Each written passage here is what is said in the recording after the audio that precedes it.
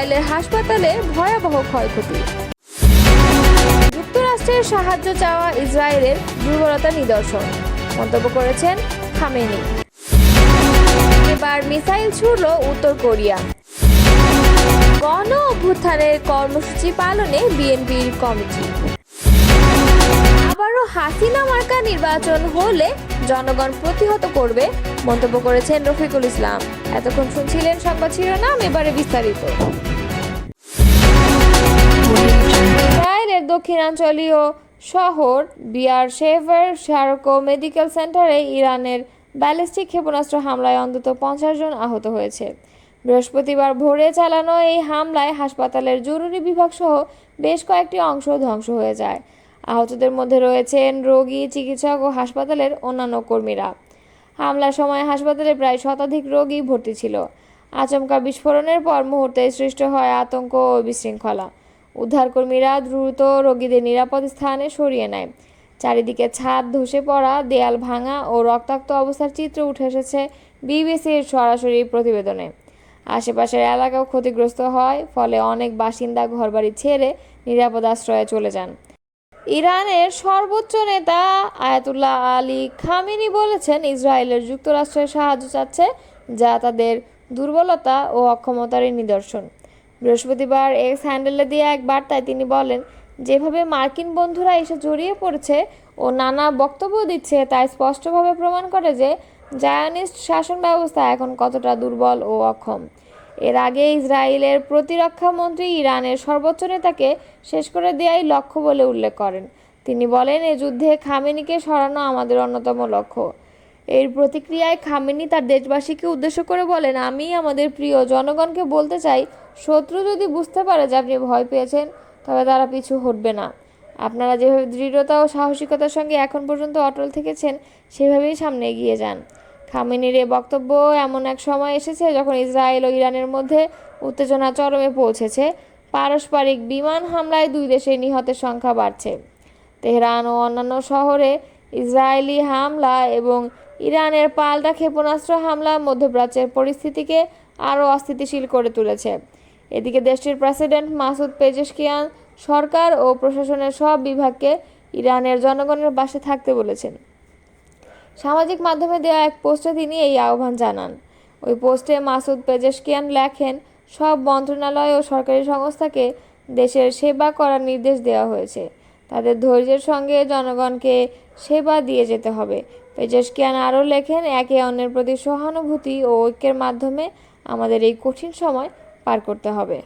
রাজধানী পিংয়ংইয়ংয়ের সুনান থেকে উত্তর পশ্চিম দিকে 10টি মাল্টি লঞ্চার মিসাইল ছুড়েছে উত্তর কোরিয়া। বৃহস্পতিবার সকালে তারা এই মিসাইলগুলো ছুড়েছে বলে জানিয়েছে দক্ষিণ কোরিয়ার সেনাবাহিনী।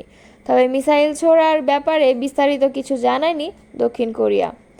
উত্তর কোরিয়া যেসব মাল্টি লঞ্চার মিসাইল নিক্ষেপ করেছে, সেগুলো স্বল্প পাল্লার ব্যালিস্টিক মিসাইল হিসেবে বিবেচনা করে দক্ষিণ কোরিয়া। জাতিসংঘের নিরাপত্তা কাউন্সিলের রেজুলেশন অনুযায়ী উত্তর কোরিয়া ব্যালিস্টিক মিসাইল ব্যবহার করতে পারবে না, তবে দেশটির এসব নিষেধাজ্ঞা তোয়াক্কা করে না। ইরানের উপর ইসরায়েলের সাম্প্রতিক হামলাকে মানবতার বিরুদ্ধে অপরাধ হিসেবে আখ্যায়িত করেছে উত্তর কোরিয়া। দেশটির সরকারি বার্তা সংস্থা KCCNকে এক প্রতিবেদনে জানিয়েছে যে এই হামলা মধ্যপ্রাচ্যে নতুন করে সর্বাত্মক যুদ্ধের আশঙ্কা তৈরি করছে। উত্তর কোরিয়ার পররাষ্ট্র মন্ত্রণালয় এক বিবৃতিতে জানায়, ইসরায়েলের এ ধরনের আচরণ ইরানের সার্বভৌমত্বের গুরুতর লঙ্ঘন এবং মানবতার বিরুদ্ধে অপরাধ। এতে আরও বলা হয়, বিশ্ব আজ যে গুরুতর পরিস্থিতির মধ্য দিয়ে যাচ্ছে তা স্পষ্ট করে যে মার্কিন যুক্তরাষ্ট্র ও পশ্চিমা শক্তিগুলোর পৃষ্ঠপোষকতায় ইসরায়েল মধ্যপ্রাচ্যের জন্য ক্যান্সারের মতো এক সত্তা এবং বৈশ্বিক শান্তি ও নিরাপত্তার প্রধান হুমকি। গত 13 জুন ইসরায়েল ইরানের রাজধানী তেহরানে ব্যাপক বিমান হামলা চালায়। এতে বেশ কয়েকটি সামরিক ও পারমাণবিক স্থাপনায় ক্ষয়ক্ষতি হয় এবং ইরানের একাধিক শীর্ষ সামরিক কর্মকর্তা ও পরমাণু বিজ্ঞানী নিহত হন। এর পাল্টা জবাবে ইরান ড্রোন ও ক্ষেপণাস্ত্র ছুড়ে ইসরায়েলের বিভিন্ন স্থানে হামলা চালায়। এই পাল্টাপাল্টি হামলা এখন পর্যন্ত টানা 7 দিন ধরে চলছে। দুর্নীতি, চাঁদাবাজ, দখলবাজ মুক্ত নেতৃত্বের জন্য দেশের মানুষ জামায়াতকে ক্ষমতায় দেখতে চায় বলে মন্তব্য করেছেন বাংলাদেশ জামায়াতে ইসলামের সহকারী সেক্রেটারি মাওলানা রফিকুল ইসলাম খান। তিনি বলেছেন, মানুষ এখন সৎ, যোগ্য, দুর্নীতিমুক্ত, চাঁদাবাজ মুক্ত নেতৃত্ব চায়। বাংলাদেশে আবারও হাসিনা মার্কা কোনো নির্বাচনে হলে জনগণ সেটি প্রতিহত করবে। বৃহস্পতিবার ঢাকা ৮ আসনে কেন্দ্রভিত্তিক জামায়াত ইসলামের নির্বাচন পরিচালনা কমিটির সদস্য সমাবেশে প্রধান অতিথির বক্তব্যে তিনি এসব কথা বলেন। মাওলানা রফিকুল ইসলাম খান বলেন, জামায়াত ইসলামের সেই সৎ, যোগ্য, দক্ষ, দুর্নীতিমুক্ত, চাঁদাবাজমুক্ত, সন্ত্রাসমুক্ত নেতৃত্ব জাতিকে উপহার দিতে প্রস্তুত। জনগণ সুযোগ দিলে জামায়াত ইসলাম বাংলাদেশকে একটি সুখী, সমৃদ্ধ, কল্যাণ ও মানবিক রাষ্ট্র উপহার দিবে। এমন একটি রাষ্ট্র জাতিকে উপহার দেওয়া হবে যেখানে কোনো দুর্নীতি, সন্ত্রাস, চাঁদাবাজি, দখলবাজি থাকবে না, কোনো বৈষম্য থাকবে না, দল, মত, জাতিগোষ্ঠী, ধর্মবর্ণের কোনো বিভেদ থাকবে না, সংখ্যালঘু কিংবা সংখ্যাগুরুদের কোনো বৈষম্য থাকবে না। মানুষ হিসেবে সবাই দেশের সম্মানিত ও গর্বিত নাগরিক হবে। নতুন বাংলাদেশ গড়তে জামায়াত ইসলামের নেতৃত্বে বাংলাদেশের প্রতিটি মানুষ সমানভাবে অংশগ্রহণ করতে পারবে।